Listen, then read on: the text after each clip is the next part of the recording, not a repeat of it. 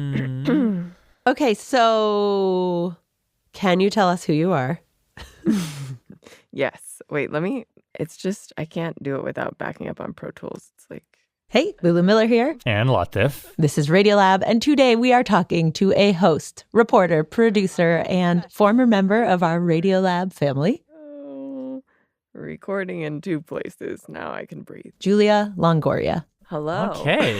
Where should we start this story? I feel like the story of you and this show goes back before the show. Before last week, obviously. It does. Yeah. And we're talking to Julia because she's the new host of an old show that spun off of our show a while back, which is, drumroll please, More Perfect. That's right. After a 6-year hiatus. More Perfect is back. Oh, yay. Yeah. The show is now back with new cases and a new team, and in some ways, a new approach to reporting on the Supreme Court. But Julia's relationship to that show, and honestly to covering the court, and even to thinking about constitutional law, goes way back.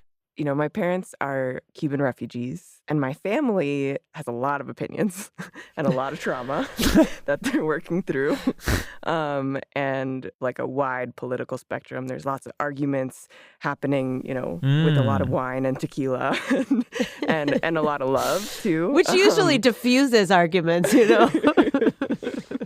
But I was just in this environment always where people were, sharing their opinions and telling stories about why they left Cuba, why they're here, having arguments about U.S. politics. And when I went to high school, it was a pretty conservative environment. There were like some things that were off limits.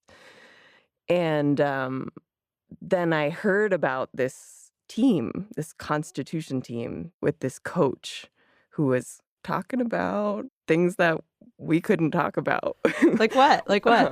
Abortion, for instance, which was not something that was taught in theology class. And, it was like this kind of team that got to talk and truly debate issues in a way that we couldn't really fully in other classes.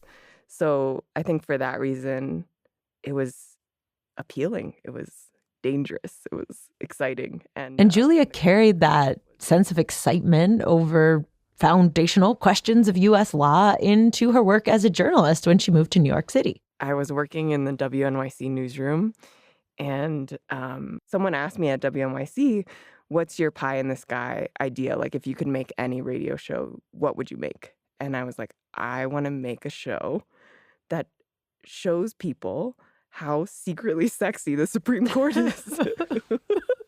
Wow. And then this person was like, you got to talk to Susie Lechtenberg.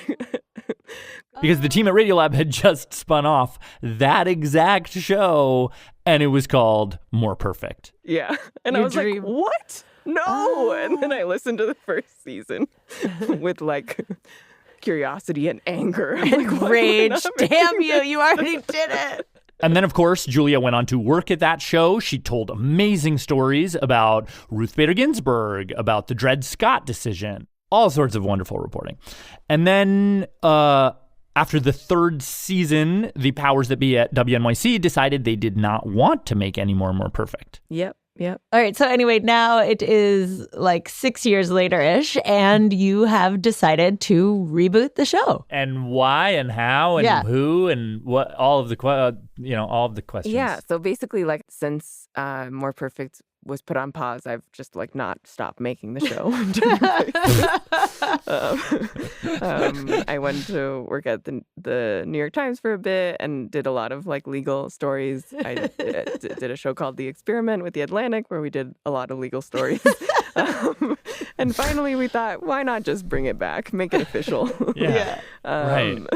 So yeah, we are back. And at this moment when, like the court, I think when More Perfect first started in 2016, the question was kind of like, what's going on in there, huh? Like kind of out of curiosity, and people weren't paying super close attention to the Supreme Court. Now it's a very different moment. The Supreme Court has overturned some of its biggest cases. It's more unpopular than ever, if you want to believe what polls say. And there's a lot of attention on the Supreme Court from people who don't normally pay attention. Actually, that is something I wanted to ask you about, because when More Perfect came out, and I remember this is the way they even set it up in the beginning. It was like, this is the place where we really tussle it out and where both sides get heard, and like it really feels like a difficult grappling. Yeah. But now it feels like the court is just so political, so divided. Yeah. I just like I don't know. I personally don't know how to feel about that. Yeah, no, I think like there are plenty of reasons to just be angry and upset and, just not even try to pay attention to any kind of supposedly earnest grappling happening. But I do think, like, at the end of the day, coming from, I guess, a family that has opinions widely across the spectrum, like we at the end of the day, we live in a country with these people or we live, like in my case, it's like my family. Like I have to find a way to talk to them or to see where they're coming from. And I think that trying at least to reach for the grapple could allow us to have like more meaningful conversations and reach people we don't agree with too. Yeah. What guides me is trying to understand where people are coming from, trying to find the grapple, highlight the people who are earnestly doing that, and also point out where it feels like there's not an earnest grapple happening. So our very first episode is an episode I've been wanting to make since high school, basically, about a man named Al Smith. He is a Native American man who ingested peyote as part of a Native American church ceremony and was fired for taking illegal drugs at the time.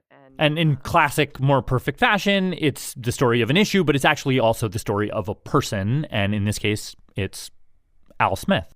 He's also an alcohol and drug counselor taking illegal drugs. So I was like, what's that about? So Al Smith has passed away, but his wife and his daughter are around, and there's this professor who became obsessed with Al Smith's case and had interviewed him and had all these like tapes on mini disc.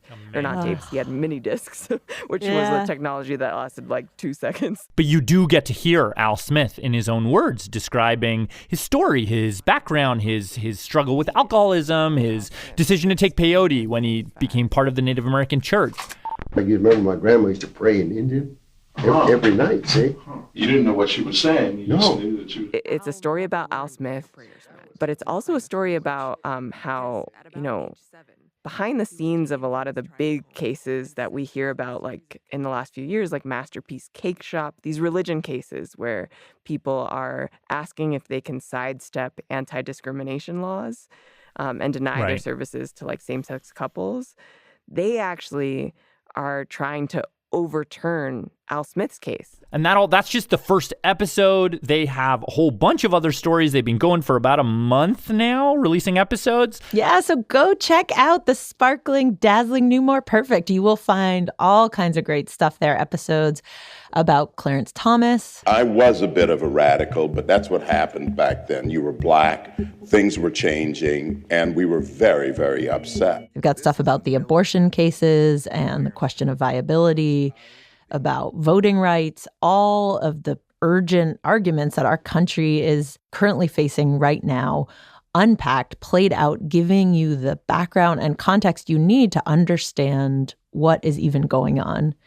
We are so glad they are back on the beat at this moment in time. You can find it wherever you get your podcasts, More Perfect. And before you go do that, or perhaps to help inspire you to do that, we have a story that Julia worked on when they put the pause on More Perfect. She came in, worked with Radiolab for a while, made all kinds of beautiful stuff. And during that time, she made a story called Americanish. The way that started for me was like, basically my research question was Puerto Rico, WTF?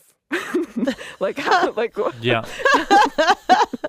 Like, why is it not a state? yeah, like, why is it not a state? They're always arguing. Like, how did it end up in this weird It's not a state, limbo but it's not land? a Right, state. exactly, Right, yeah. It's a territory. What's the deal with territories? Right. Interestingly, I learned there's a group of people in the territories, who don't really want American citizenship and don't want the Constitution to apply to them in the same way that it does to the states, for kind of complicated reasons.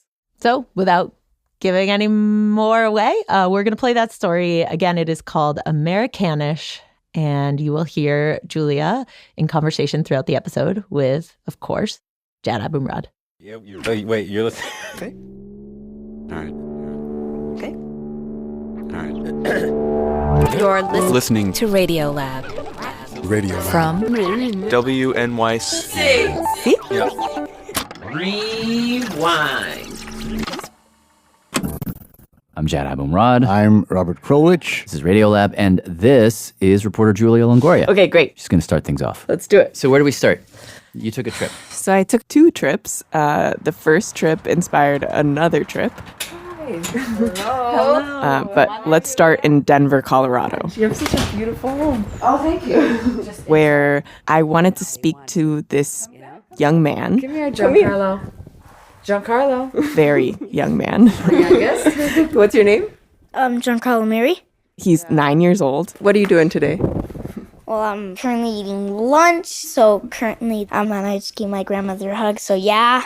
So currently I'm weird. And So I wanted to talk to him because there's this particular chapter in his family history that presented this thorny question to the United States of America. Do you feel like you're like a descendant of immigrants? yeah, like sort of, like not all the way like pure immigrant, but like partially immigrant. Because people from Puerto Rico back then, like 1998, I think, maybe. It was actually 1898. Oh yeah. Close enough, yeah. And what happened in 1898 was that the United States had gotten sort of grabby. We grabbed the Philippines, we grabbed Guam, and we grabbed Puerto Rico, which is where Giancarlo's family was from. And just a few years after Puerto Rico became part of the U.S. My great-grandmother, it's either great-great or great-grandmother. I don't remember each one. It was his great-great-grandmother, and her name was Isabel González. Isabel González, she was on a boat. She was on like there used to be like boats going from here. She was traveling alone and pregnant from Puerto Rico to New York City. And when the boat arrived in Ellis Island, These white men would go out and like select like people like, you can't go, not allowed, you can't go, where's your spouse, not allowed. She was stopped at Ellis Island because all women arriving at Ellis Island who were pregnant were stopped and examined, and some of them were turned away. a little historical assist here from Christina Ponce Kraus. I'm a professor of law at Columbia. She says when those guys tried to pull Isabel aside, She said, "You can't even stop me, much less question me or get in my way at all. I am coming from Puerto Rico, which is part of the United States. I'm an American citizen. And citizens cannot be stopped at the border." Christina says around this time, a lot of people, a lot of goods, like fruit, There was a shipment of oranges. among other things, started arriving in the U.S. from the newly acquired territories. And all of these new arrivals posed a sort of existential question to the U.S. Are these new colonies part of us, or are they something else? So a bunch of these cases, like Isabel González's case, ended up in the Supreme Court. And they eventually became known collectively as the insular cases. The insular cases. What does insular mean in this context? Insular actually means relating to an island. It also means parochial or close-minded. At the time, when the United States annexed Puerto Rico, the Philippines, and Guam, it still had territories. It had Oklahoma, it had Arizona, that it had not yet become states. So territories were not new. However, these territories seemed very different to the American public. They had different cultures, different races. They didn't seem American enough. So the judges are dealing with the fact that these new islands are now part of the U.S., but they also have this public opinion in their heads, and they don't want to let these people all the way in. So in the case of Isabel González, they ended up saying, we're not going to answer the question of whether Puerto Ricans are actually U.S. citizens. We're just going to say they're not immigrants. And if that's not confusing enough, they went on to say that Puerto Rico is foreign to the United States in a domestic sense. That sounds like nonsense. The dissenters in the case said it sounded like nonsense. Nobody understood exactly what that meant. It's like almost textbook doublethink, right? Like it's like foreign but domestic Absolutely. But foreign. It's kind of wild. Textbook having it both ways, and therefore having it neither way. And do you feel like you're Puerto Rican? Sort of, I guess. Do you feel American? Partially. Yeah? Just partially? Why? Because I'm also a little bit Irish, I think. Is it Irish? Well, yeah, on Dad's side. This next part is really what blew me away and actually inspired my second trip. Because shortly after the Insular cases, Congress stepped in and they passed a law to make it so that anybody born in Puerto Rico is an automatic U.S. citizen. Congress did the same thing for the other major territories. I mean, they can't vote for president, they don't have a vote in Congress, but at least the people born in those territories are automatically U.S. citizens, except for one place. A cluster of tiny little islands in that great blue expanse of the Pacific Ocean between Hawaii and New Zealand called American Samoa. This is the only place in the world that is U.S. soil and people who are born here are not citizens. So is that true? Yes. So it's it's interesting. So it's the only place where the whole my baby was born in the U.S. Therefore that doesn't happen. Correct. So what are they then if they're not citizens? In their passport, they have a U.S. passport, but on the last page it says this person is not a U.S. citizen. They're a U.S. national. A child born in American Samoa will not become an automatic citizen. They have to go take the test. They have to pay close to $800. And you can't even, there's no immigration office in American Samoa, so you have to go to some other part of the States, stay there for a few months, and apply in order to qualify. Wow. So it's That's weird. Yeah, and it's not just weird. I mean, when I first looked into it, it seemed like this holdover from this really racist time in our history. But then I started making calls to American Samoans living in American Samoa.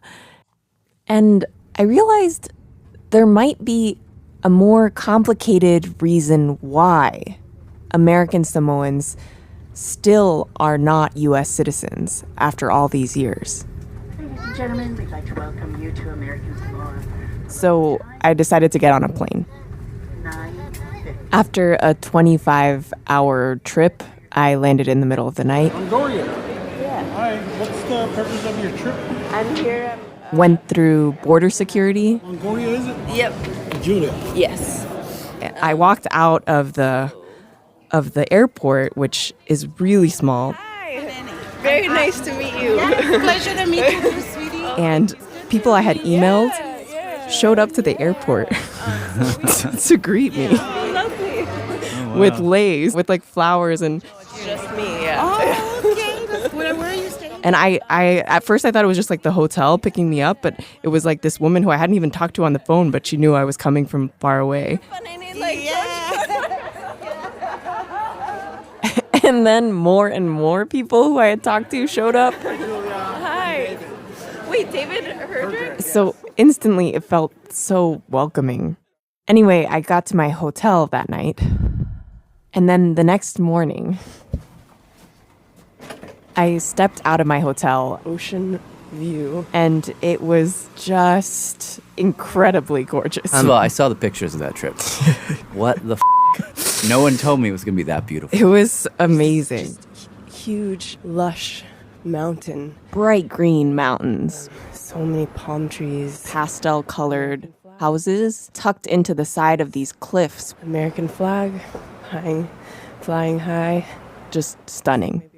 How big is American Samoa, by the way? Well, it's a cluster of islands, but the main island, Tutuila, is about 50 square miles with about 50,000 people. There's a 2-lane road that seems to be like the main route. There's just one main road that you drive. So if the ocean's on your right, you're probably going east. If the ocean's on your left, you're probably going west. And I spent 12 days there, and it was just kind of like riding back and forth with different people who had different ideas of what the island was about, which was really interesting, seeing the same places through different eyes. Interesting.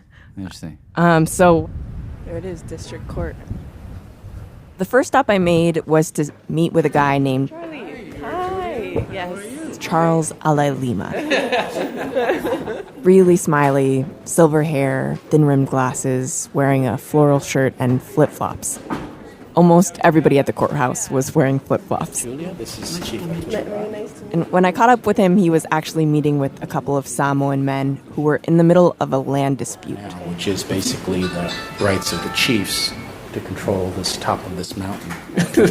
Are these your clients? And these then? are my clients. Okay. But the reason I wanted to talk to Charles is that he has a case right now pending before the federal courts that's basically Isabel González in 2019. He's arguing that denying American Samoans birthright citizenship is unconstitutional. So I believe that when you were born in American Samoa, you're American. An unusual American, but you are still one. Now, in Charles' case, he's what some Samoans call afakasi. My mother was born in Auburn, New York. His mom is white and his dad is from Western Samoa, which is not part of the U.S. His parents actually met in the States. His dad was in grad school in D.C.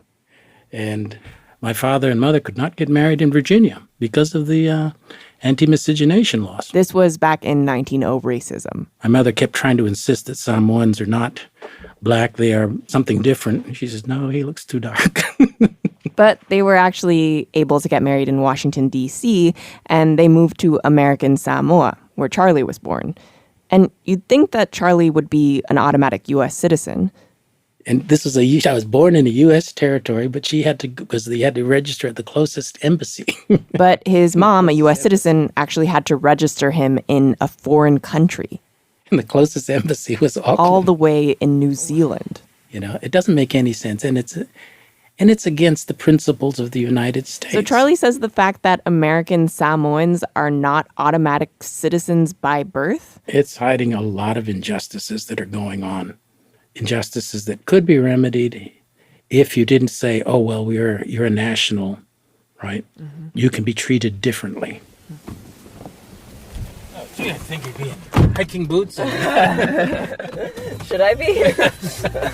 Oh, okay, well. So I drove around with Charlie for a while, and this is where the tsunami really took its toll in this whole area. And everywhere I saw signs of threats of natural disaster. Tsunamis, typhoons, earthquakes. So this was the main center of the government in the beginning. He showed me the town center, which is really just a cluster of pastel-colored buildings. So these are all the old Navy buildings, remnants of the old Navy buildings. And the original U.S. naval base, which is really where this whole thing got started. So the U.S. Navy showed up in American Samoa in the late 1800s. At a time when Samoa was extremely fractured. Germany and the UK were hanging out there too, and there were fights among chiefs across the islands about who owned what turf. And the U.S. Navy offered the islands of American Samoa protection in exchange for beautiful Pango Bay, the use of their harbor. The safest, the best, altogether the most superb harbor in the South Seas, possibly in all the Pacific. According to Charlie, at least some of the chiefs wanted that protection. American Samoans, they said, that's great. Thought it was a good deal. One of their high chiefs, his name was Monga, was basically telling everybody, no, let's have the Americans come in. And in 1900, they made it official. Some Samoan chiefs signed what they called a deed of cession to hand over sovereignty to the United States. And according to Charlie, at the time that they did this, they thought they had become U.S. citizens. Of course, thanks to the rulings in the Insular cases, they actually hadn't. And then, around 1929, Congress took up the question of whether American Samoans should be U.S. citizens, and they just said no. And really, some of the vile racist statements being made back there in 1929 against it. We don't want any of these savage racists who would never be able to understand our system. Fast forward 100 years, and Charles is basically trying to overturn Isabel González's case. His first attempt to do that Hi, I'm here at the hospital. was to represent this guy named Lene Tuaua. I actually got in a rental car and went to visit him while I was on the island. Then continue on towards the mountain. Okay. Don't make any turns. A side note, there are no addresses in American Samoa. All right, great. Thank you so much. I'm sorry I got lost. Okay. Which makes it virtually impossible to find anyone. But I found him. One story, modest house, green trimmings, white bricks. Hello.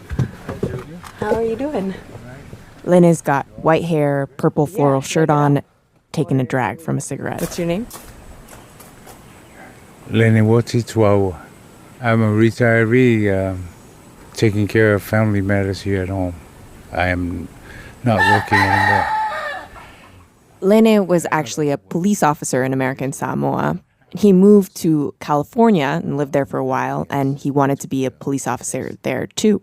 But as soon as they came across my status, they said, well, I'm sorry, you're not a U.S. citizen, so therefore you cannot become a California Highway Patrolman. They told him he would have to become a citizen first, which involved paying hundreds of dollars and taking a test. I simply responded, hell no, I'm not going to do that. I'm not going to spend a penny. I'm an American, period. And that's why birthright citizenship is so important. It solidifies that if you are born on U.S. soil, you are equal to everybody else. So in 2012, with the help of Charlie and a lawyer from Guam named Neil Weir, Lene sued the U.S. government, saying they violated the citizenship clause of the 14th Amendment. That's how I ended up in Washington, D.C., right on the footsteps of the U.S. Supreme Court. Lene says he just wanted the court to give some kind of explanation for why American Samoans had been treated this way. Why give us the runaround? But when it got to the Supreme Court, they declined to hear the case. And when was that it got to the Supreme Court? 2016. They just refused to make a decision on it. Why are they so afraid to come out? There's 9 of them. Today, Charlie and Neil have another case going with some American Samoans in Utah. And hopefully this second time around, the Supreme Court will grant our petition, or at least consider. And so, at this point in my trip, I was curious how other American Samoans, even ones who aren't in the States trying to get a job, how they felt about this case and about citizenship. I assumed that they would be behind it, because who wants to live in this foreign but domestic but foreign limbo space? But the following is a public service announcement from the American Samoa Humanities Council and the Office of Political Then I talked to this guy. Have you ever read the Constitution? Coming up, right after the break, we meet the people who are fighting to not become U.S. citizens.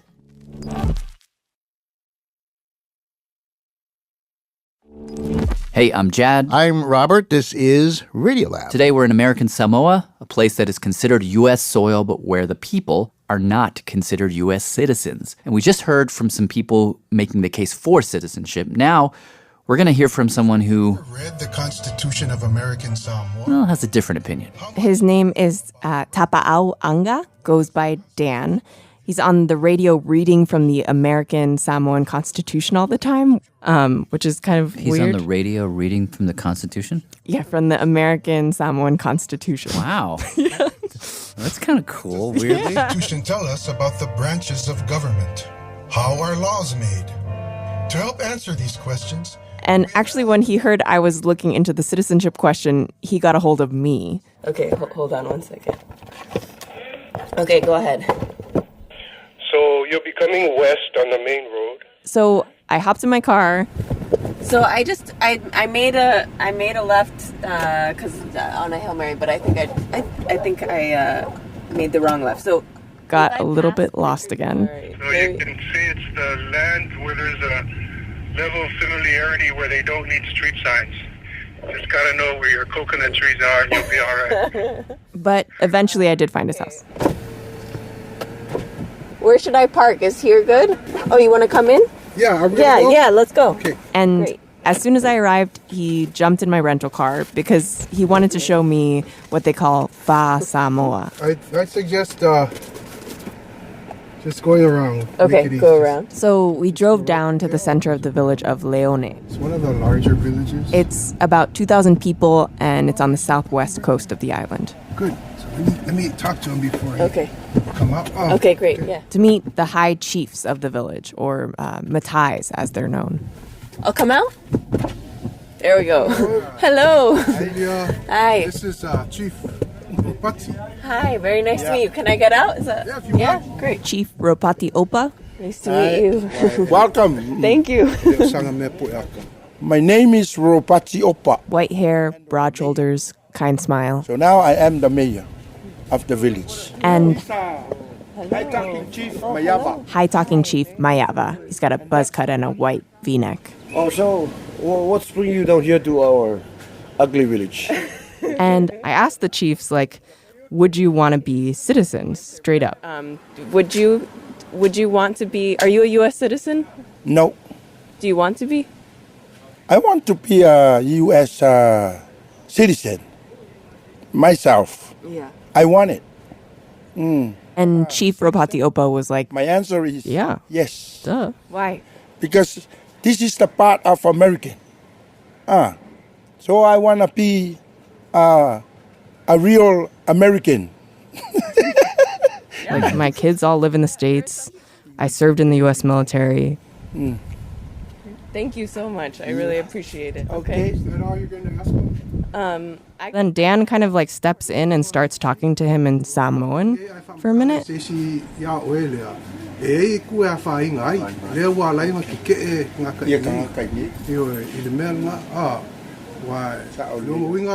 And I was like, what's going on?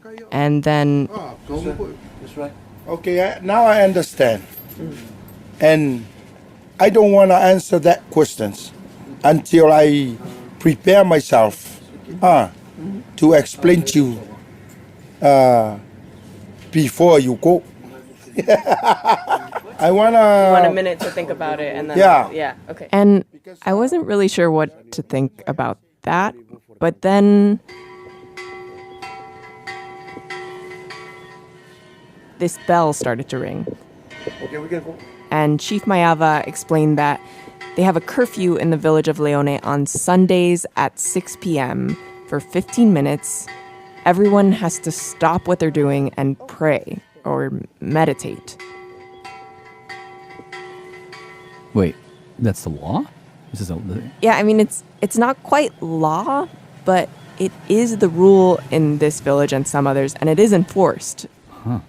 And I was talking to the chief when 6 p.m. rolled around and the bell rang, and I was like, oh, what happens now? And he's like, well, I just drive around and make sure that everybody's following the curfew. You want to go take a ride or you want to go by yourself? Yeah, let's go take a ride. Okay. Yeah. And then he asked me if I wanted to come along with him, and I was like, yeah. And he was like, okay, great. What's your ride? We'll take your car. So we literally got into my car. Sorry about that. And I'm holding the microphone for the chief as we're doing the ride along. All right, so you tell me where to go. Okay, we're going to go start from that side. Okay.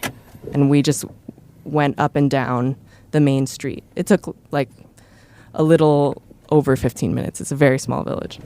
Sorry, I didn't realize that was a second. And along the street, there are young men. They're called the Aomanga, the young men's club. So these guys just line the streets here? Just line up the street. Lined up in wearing white shirts and red lava lavas, which are like skirts. Okay.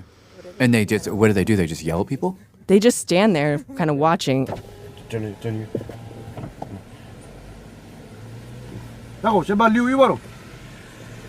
And so there were some people who got caught. These guys stuck here.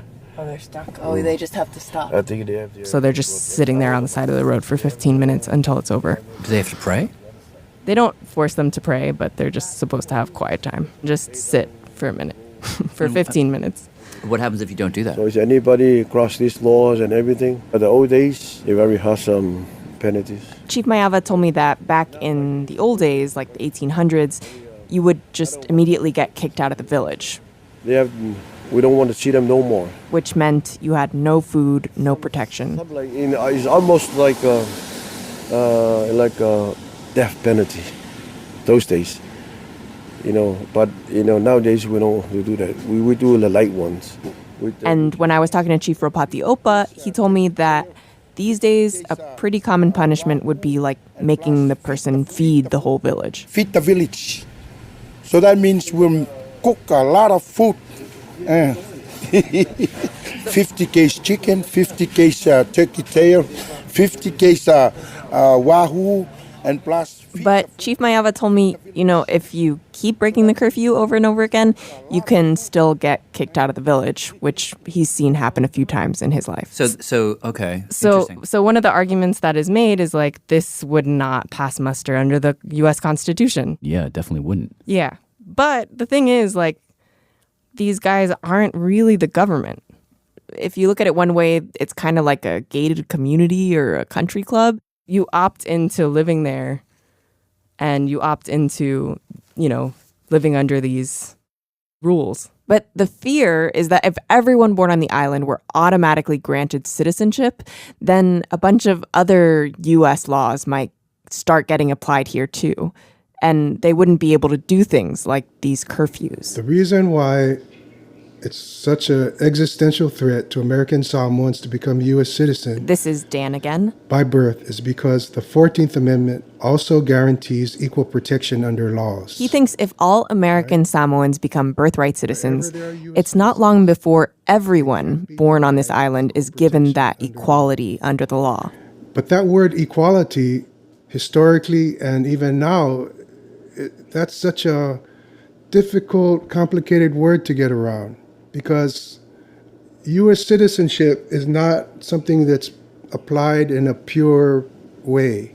He's saying that historically, it's mixed with free market profiteering. The ideal of equality, it actually gets mixed in with other realities, capitalism and the interests of people in power. And the artificial population of lands that were peopled by native peoples. And the result has been time and time again that indigenous people have ended up losing their land or cultural practices. Right? In Samoans, we have a saying, careful that you're so eager for the fish that you end up losing your net. Okay? Let's be careful that we don't go after U.S. citizenship and forget that we have so much to lose. Our net being our land and our natural resources and our culture and our language, things that have been lost by so many other native peoples. And so are you a U.S. citizen? Yes. Yeah. Many people here are U.S. citizens. So are you saying, well, I'm sure you're saying, if you're a U.S. citizen, why shouldn't everyone else become a U.S. citizen? Well, yeah, I guess like, what is the law? Do you feel, as a U.S. citizen, do you feel like you've lost something? I, as an individual, haven't lost something because I am part of an extended family that lives on family lands. So could they not live on family lands as U.S. citizens? Yes, technically speaking, here I am a U.S. citizen. There are many of us who are U.S. citizens. We could live on family lands. We do live on family lands. Right. So what I want to understand, like, what is it about granting U.S. citizenship, birthright U.S. citizenship to Samoans? I guess I have to paint the picture even more. And then he explained to me that there's a law in American Samoa that says you have to be 50% blood, Samoan blood, to own land. Like, even if a Samoan person wanted to sell me or like give me their land, they couldn't by law. So someone from some country, say, everyone picks on China these days, so maybe someone from China moves here. And the law has changed, and the law says anyone born here is a U.S. citizen. Okay? So this person here from China, builds a business, becomes a wealthy businessman from China. And one day he wants to buy land. And the laws say, well, no, we can't sell you these lands. Okay? But he says, no, I want to buy that land, and I have the right to buy that land. Okay? That's what I'm talking about. That's the threat. Finally, he was like, think about it. Like, if everyone born here is a birthright citizen and everyone has equal rights here, it's not long before a Chinese person is born here that's a U.S. citizen. They have equal rights to the land as Samoans do.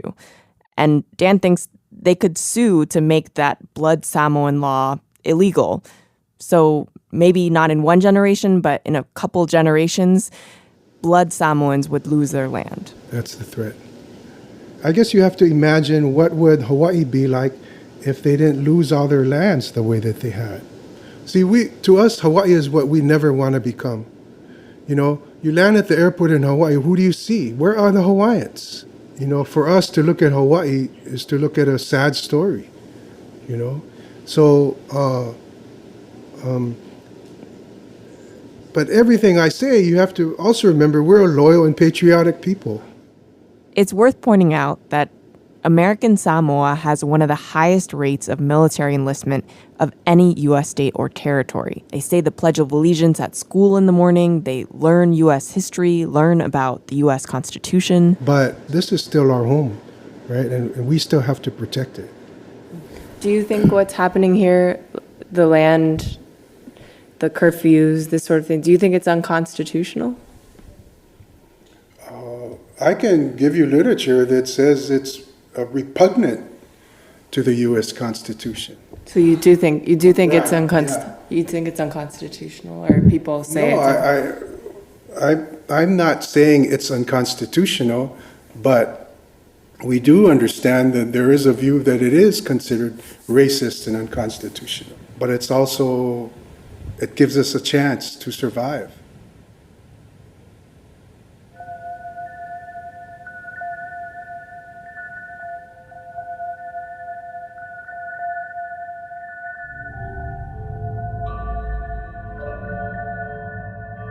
Coming up, that balancing act that he's doing, the sort of weighing of things, which, well, they're pretty tough. Intense. Yeah.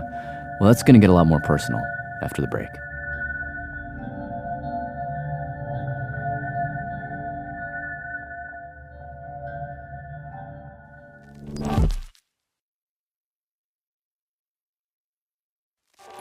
Hey, I'm Chad Abumrad. I'm Robert Krulwich. Radiolab. We are back with Julia Longoria's story about, well, the question before us is, should people born in American Samoa be automatically citizens of the United States of America? That's the question, just because they're born there. Exactly. And before the break, we heard about some land ownership laws that are constitutionally questionable. Yes. Yeah. And the more people I talk to, the more tangled the reality of blood laws for land ownership got. Hi, how's it going? Good, and you? Can I get in? All right. Because you kind of run out of people to marry. So okay, first just say your name. Genevieve Bettina Gregg. I talked to this one woman, Genevieve Gregg, who runs a tour company there. And how long have you lived here? My whole life, except for 7 years. I lived in California. And one of the first things she told me was, I have a feeling that I'm like, this island's so small. Who are you going to marry, right? So basically there has to be intermarriage. Yeah, there you go.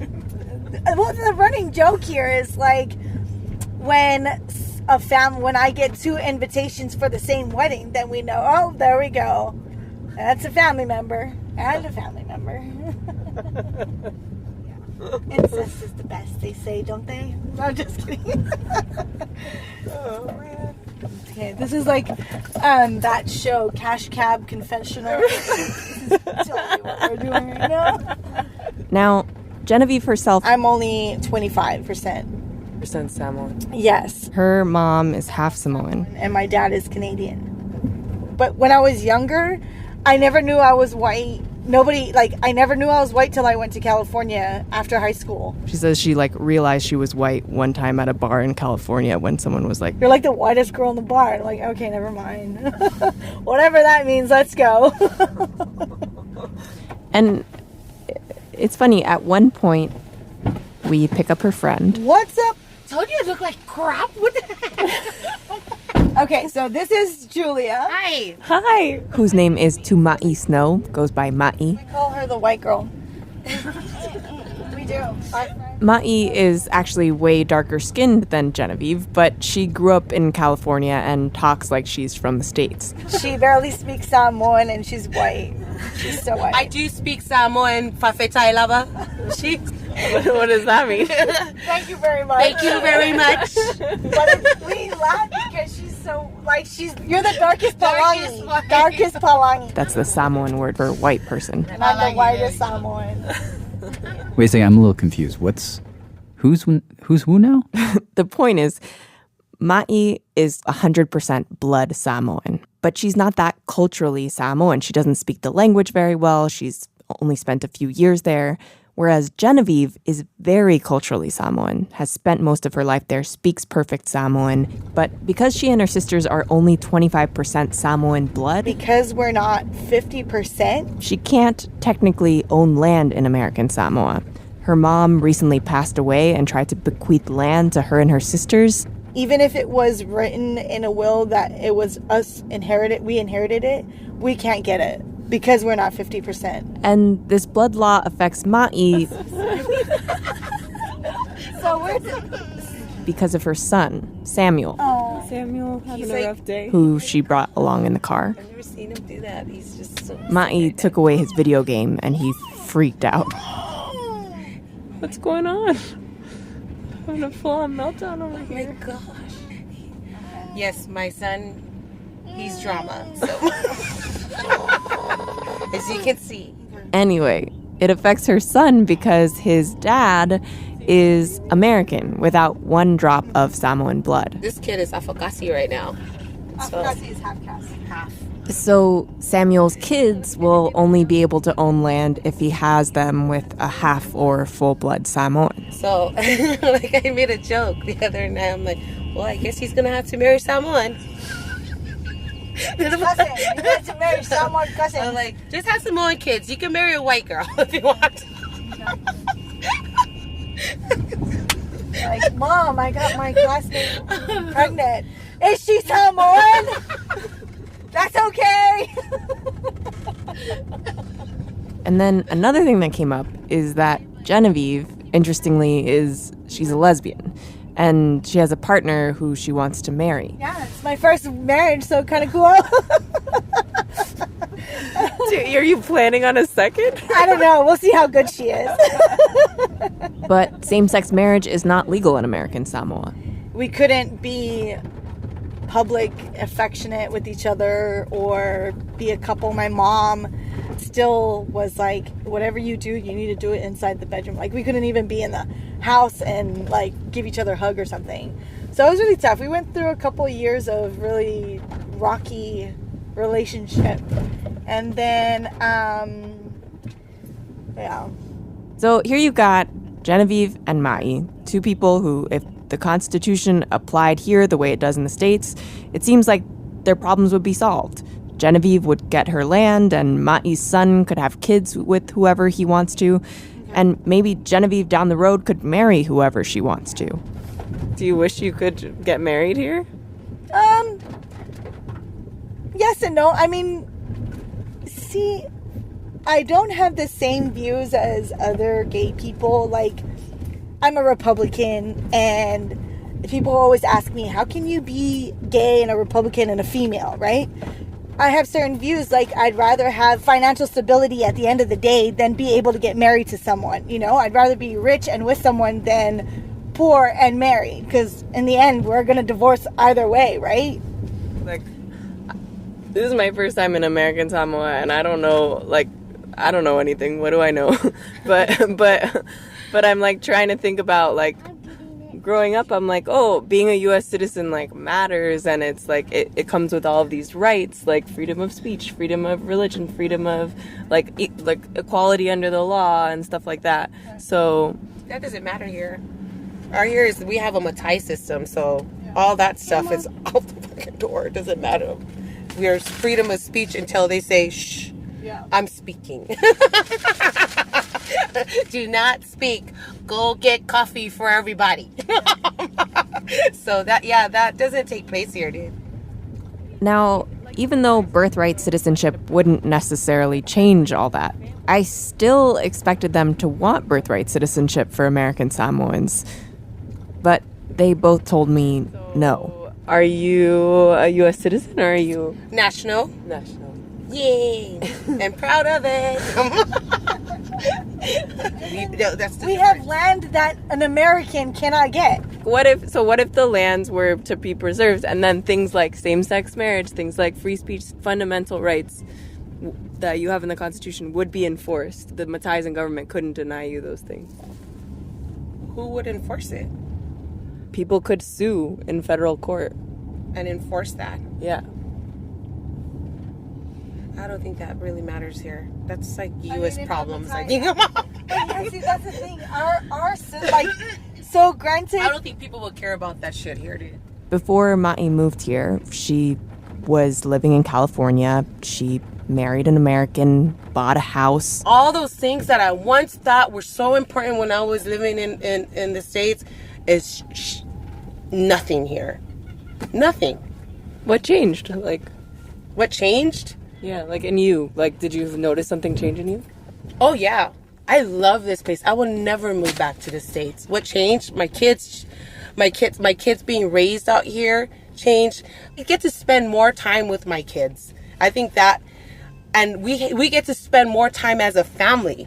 You know, owning our own business. We would never be able to do that in the States. You know, people who buy a house in the States, like, oh man, you made it or whatever. You bought a house, you're a homeowner.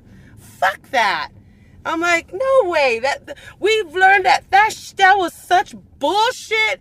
We don't use credit anymore. We don't use none of that fucking shit that they have out there. We don't. We are not in debt. We are content with what we have here. We're happy. Preach. I was so blinded by what life truly should be. Just live life. We live life every day here, and I love it. And it, like, a lot of that is a lot of that, like, the fact that you do have land, like, you own land. Mm-hmm. Yeah. Yep, all of it. But at the same time, they did both agree that these land ownership laws about blood are kind of messed up.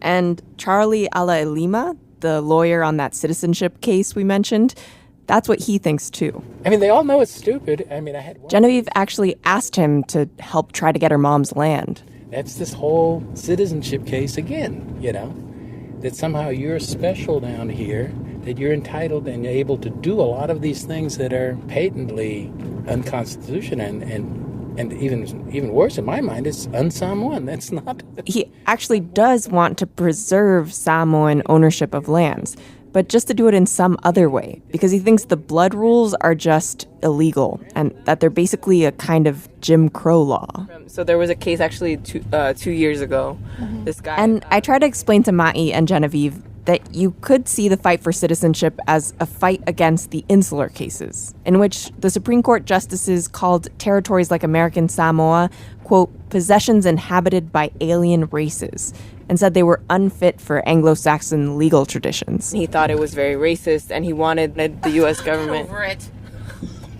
Go ahead. I'm sorry. Finish. Yeah. Go ahead. Yeah, to explain... like that, because he feels like Samoans are in a limbo a little bit legally, Well, let's go back to the 1900s. I'll tell you what the and to government's figure doing. out They're what sleeping. the U.S. government has to say about this.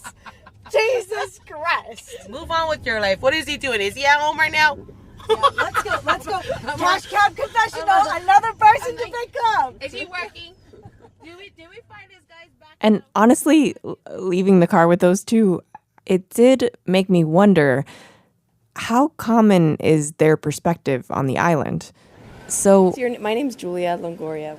I spent a bunch of time wandering around over the next couple days, taking a very informal poll. Do you mind if I ask you a couple questions? Is that okay? Go ahead. If it were put to a vote, would you make American Samoans automatic citizens? Would you vote to become a U.S. citizen? No.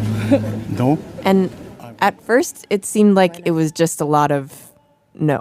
No, because I always got to be mindful of what happened to Guam when states took over Guam. We're truly blessed in the sense that we were able to keep our culture, our land. This one Samoan veteran. My name is Chief Pulu. With the Make America Great Again baseball cap. I support the President of the United States. Told me, I don't want to be a U.S. citizen. I'd rather be a U.S. national. I don't want a Japanese or a Chinese. And it's the same, U.S., I'd rather be a Samoan, What did you order here? A fish fillet. And then, interestingly, at McDonald's. Like at birth, like to automatically become citizens. What do you think of that idea? I think that's a great idea because that's going to be a fair. I got only yeses. I think that'd be great because gay marriage. One wafafine, as they're called, which are men at birth but end up dressing like women. Here we do have partners, we do live with them, but who are kind of accepted in society, but they're just not allowed to marry who they want to marry. It's not recognized by law, but that's totally okay in the U.S. And in particular, when I talk to immigrants, I'm Korean. From Korea, China, the Philippines, Tonga, most of them wanted citizenship. Easier, better, citizenship is automatically granted. Yeah. Of course, why not? I wish. Maybe God help me. For the non-American nationals that are, they probably think, oh, wow, that would be great if they become citizens. And this is something else that Charlie Alalima brought up with me. I guess you had kind of started to talk about injustices here that are kind of swept under the rug without citizenship. I think mostly it is how immigration will be handled. In American Samoa, he told me, you have immigrants coming to the island for work. And because American Samoa controls its own borders, and because he says there's lax enforcement of immigration laws, some people talked about corruption. You have situations where immigrants end up here on questionable visas, stripped of their rights to wages and fair working conditions. And in some cases, it hasn't been very good, for some of the foreigners. There's a lot of abuse in that. But if you do become a citizen, and if the U.S. Immigration Service comes down and actually enforces the laws and the requirements of foreigners coming to work here, right, then you would probably see change. I mean, I'm just curious, as you were doing these interviews, how are you processing all this? I was kind of making my way across the island, and there were some people for whom this was a really personal thing. Other people had these high ideals of rights, others, high ideals of Samoan culture. But I did meet one person who kind of held all of these ideas in her mind at once. Thank you. And she's his Very partner. nice to meet you. Her name is Tisa Famuli. Hello, I'm the infamous Tisa woman from the famous Barefoot Bar in the South Pacific. She runs Tisa's Barefoot Bar. It's a series of fales, or grass roof wooden structures on stilts. This structure, I built this. Me and Candyman built this. It's beautiful. Thank you. You like it? Yeah. It's pretty magical. And they are right on the water of this beach, Alega Beach, which is a marine reserve. And I actually stayed in one of the fales overnight, and you'd step out onto the sand in the morning, and every shell moved. It was bursting with life. She has... Is this where the pictures came? Yeah. Those pictures are It's just crazy. incredible. Spend most of the time here, just... No, I travel a little bit. I've been around. I've tested out many trails to see how far I get. Oh, yeah? Trails of life. Yeah. Where have the trails of life taken you? Oh, taking me to foreign land, in the West Coast. She has flags from different countries and states hanging up in her bar. And she has a unique perspective on American Samoa. I don't know. I just am so disappointed that we ended up this way. We're very content with what little we get, and there's no waves being done about it. People don't know what their rights are. People don't know. They don't speak up. I appreciate these guys speaking up about the citizenship, because at least that's a bold move showing that maybe somebody's thinking. I have tendency to think Western, as you can hear in my voice, my talk. Tisa told me she went to the U.S. mainland for the first time when she was 16 years old. I wasn't necessarily looking for anything better. I was just curious about what the world really looks like coming from this tiny little dot. So she went to live with her aunt in San Diego to go to high school there in the late 60s. I ended up following the Black Panthers. The Black Panthers had arrived in San Diego by that time. I was curious. Say, okay, what are these people? Because all I hear is bad stuff. Black Panther Party is simply the vanguard of the revolution. I went to their meetings often. Newspapers were passed out, posters where the black people were gathering. And we plan to teach the people the necessary tools to liberate themselves. To tell them about what they can do to improve their lives. And they were actually sitting down encouraging all the kids, black kids, blue kids, whatever color kids, to go, including Samoans like me, to go to college, and I did. Sisterhood is powerful.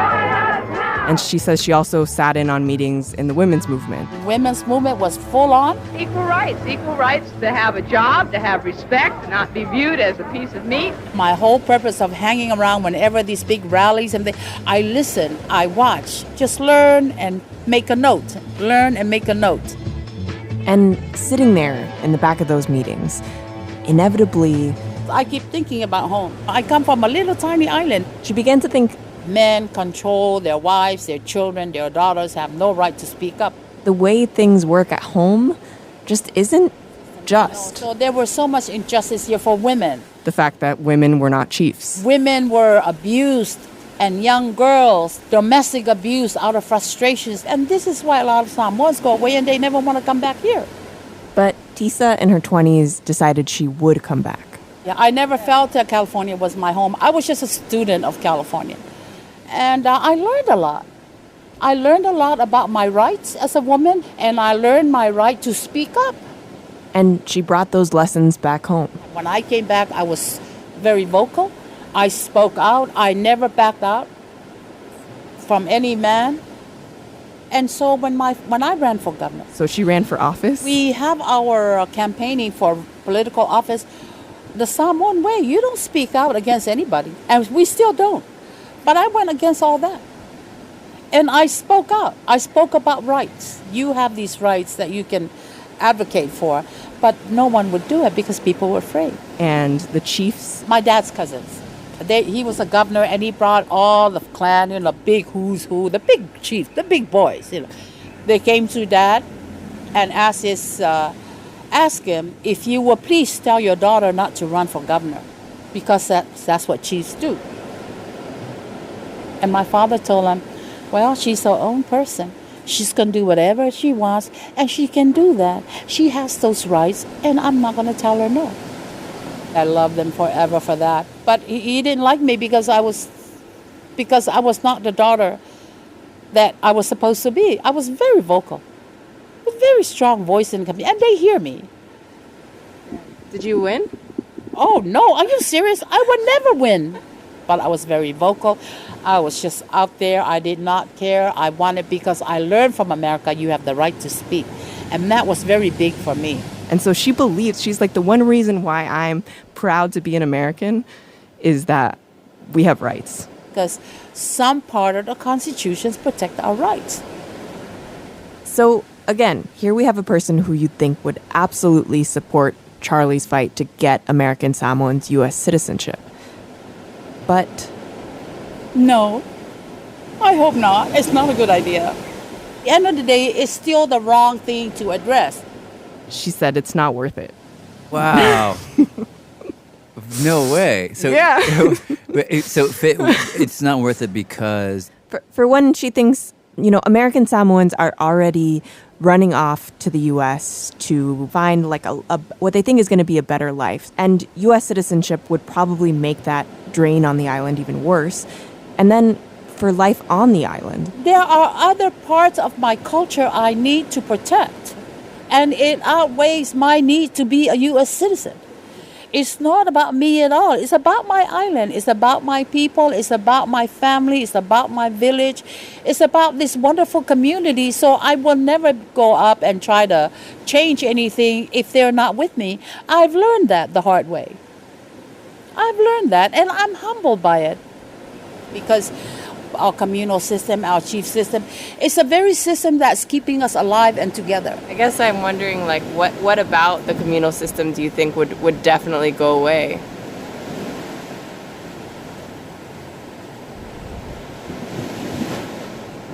Like, what is it about the communal system like that is completely incompatible with being a citizen? The Western ways is individualism. It's about individuals' rights. Mine, my real estate, my land.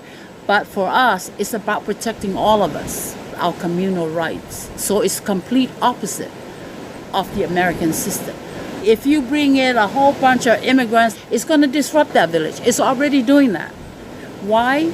People who move in and cite their rights. I have the rights. I have my freedom to do this. But that's not what it's about. In the evening, we have a bell for everybody to enter their home and do their meditation. These people come in, they look at us, we lost our minds, and there's conflict there. It clashes. Everything foreign has clashed already with us. But I mean, like, the people who are coming, like, they're already coming, right? And they're already having kids here who are becoming nationals, right? Like, maybe that ship has sailed? Well, a lot of them don't own any real land. They're just here. They pass through transients, a lot of transients. Yeah, but if the land was still preserved, you know what I mean? It's a joke. I've seen all the land that's been preserved. The government turn them over and sell and make profit. That's been proven. All right. Well, you have some interesting things to put out there. Yeah. wow. She spent time with the Black Panthers, ran for office, and still feels that somehow the existential threat to the island's culture overrules those rights? I don't know. It's a calculation in her head. But I remember sitting there on the beach and just not being able to wrap my head around it.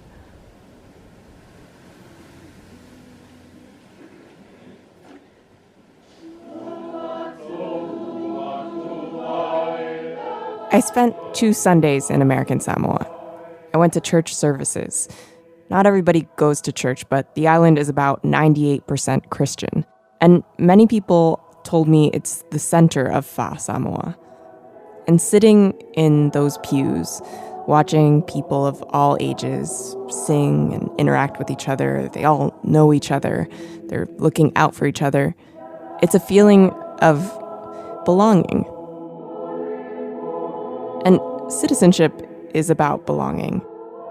But belonging to the U.S. tends to come with its own set of rights and responsibilities.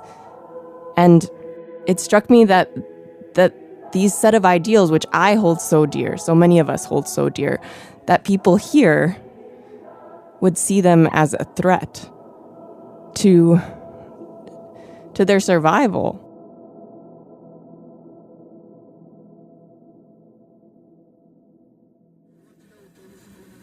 So I went back to Charlie Ale Lima. So I actually talked to Dan Anga. Yeah, what was his position? Yeah, so he do you mind if I turn this up? Yeah. And I told him what Tisa had told me and Dan Anga had told me. Dan Anga was basically like Hawaii is a cautionary tale. Like Hawaii is a cautionary tale, yeah, and it's interesting because, that what he means then is I don't trust America. That's what that means, you know. And he told me he doesn't think that this community would necessarily have to change. Cautionary tale of a history that happened 110 years ago. Okay, that was 110 years ago. America was like that. Have they changed? Significantly. You know, is Jim Crow around anymore? Are the ideas, but the real question is, do you trust the U.S. government to do the right thing? Do you trust the federal courts to do the right thing? And for me, I personally believe that, well, if you don't trust the government that you belong to, then get out of that government. He was like, we Samoans need to make a decision about who we are, if we want to be part of the U.S. or not. There shouldn't be this in-between. I have trust in the government. I have trust in, ultimate trust in that the Constitution is a document that is something that we should all, aspire to. We may not reach that, but we all aspire towards it, and that's why we still believe in it. I still have faith that you can go to the courts and get any problems rectified, but if I lose that faith, then I'm just going to say, I forget it. Do you think, what would make you lose that faith? What would make me lose that faith? I don't know. We'll see in this election. We'll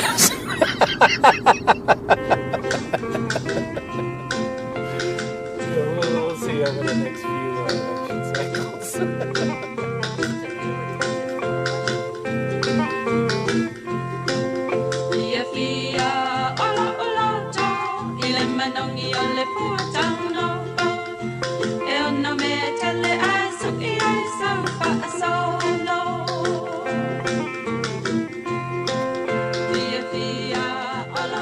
Producer Julia Longoria.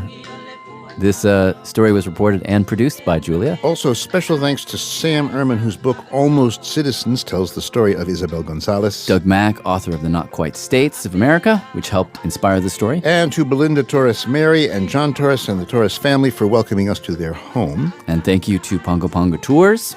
Oh, I'd like to say thank you again to Pongo Pongo Tradewind Tours. Oh, yes. Thank you. I forgot the Tradewind. Yeah. And Fanina Ada and her family. And to Justin Manga. Professor Daniel Hall and David Herdrick. Neil Weir and Equally American, which is his organization. Yeah. And it's time to sail off, I think, right? It is. Okay. So we'll see you the next time. Yeah. I'm Jad Abumrad. I'm Robert Grulwich. Thanks for listening.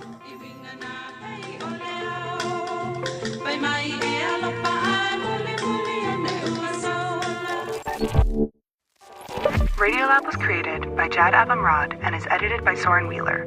Lulu Miller and Latif Nasser are our co-hosts. Dylan Keefe is our director of sound design.